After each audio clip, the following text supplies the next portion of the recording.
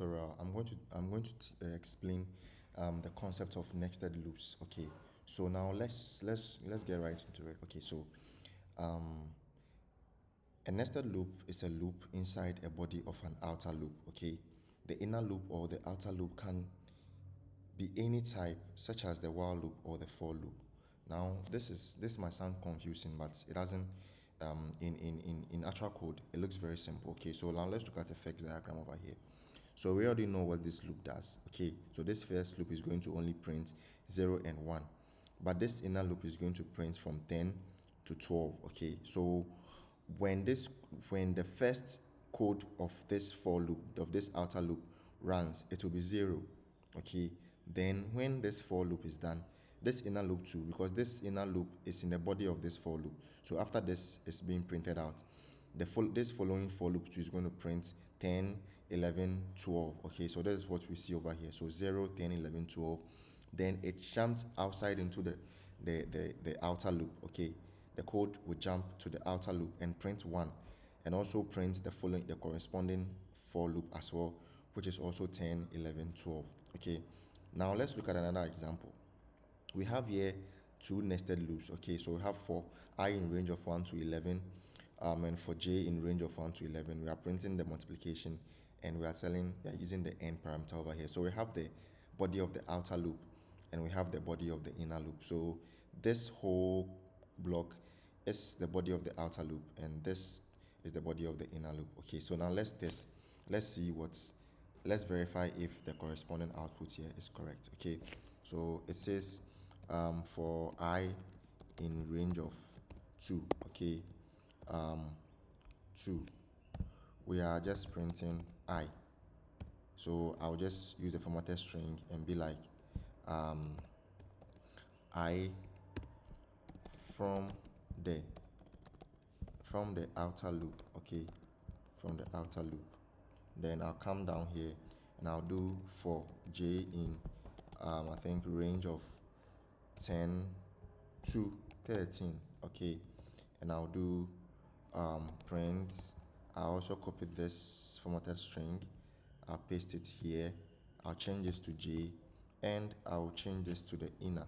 Okay, when I run this, we'll get that 0 from the outer loop, 10, 11, 12 from the inner loop, 1 from the outer loop, 10, 11, 12 from the inner loop. So this verifies that the code above, or the code in the diagram, is true. Okay, so now the other one we have, I think for I, um, in right range of 1 to 11, right? Then we're also printing for j in range of 1 to 11.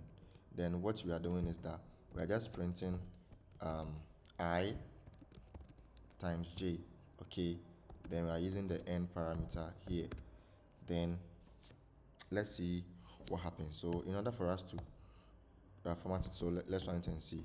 So we'll have this, but a print here will make it very nice.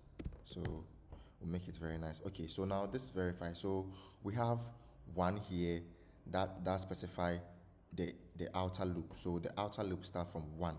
So when this 1 is printed, it's going to multiply this 1 to 1 down to 10. Okay, so we have 1 multiplying 1. So we have 1 multiplying 1 is 1. We have 1 multiplying 2 is 2. 1 multiplying 3 is 3. That is why we will have the same thing here repeatedly.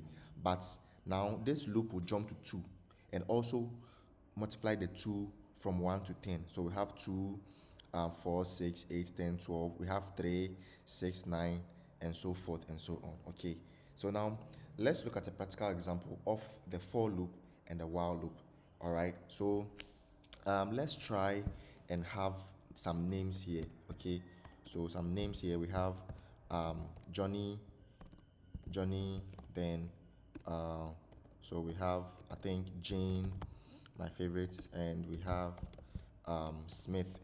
Okay, so when I run this code, now let's write the for loop here. So for every name in the names, in the list of names, okay, we want to have a counter here set to 0. Okay, then we'll have a while loop. So while the count right? It's less than 5, okay?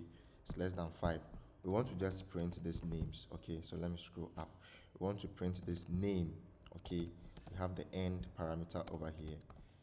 Then we'll come down here and bring the print over here. So now when this is done, we'll see that I think we are getting, let me interrupt my kernel. So we didn't set the counter. That is why we have, we didn't increase the counter. That is why we have an infinite loop over here. So plus equal 1 over here. When I run it again, we see exactly what you get. Now, in where for loops shine most is when we are trying to print patterns, okay? When we are trying to print patterns. So let me demonstrate by having one pattern over here. So let's say rows is equal to 5, okay? Then we have for I, okay?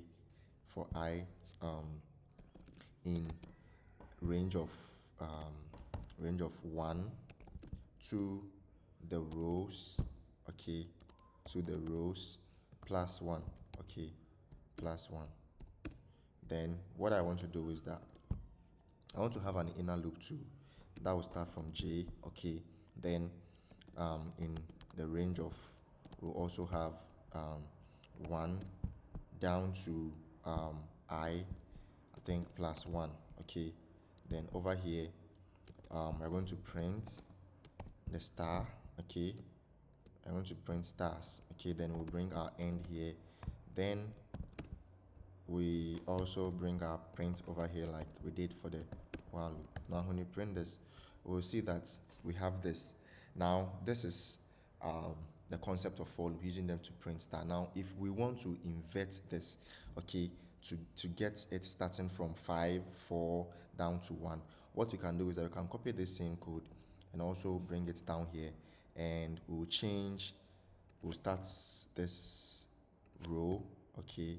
Then what I'm going to do is that I'm just going to remove this, and I'll just remove the 1, and I'll just do rows minus the I, okay. Then I'll print this. Then we'll see that we have also invented there.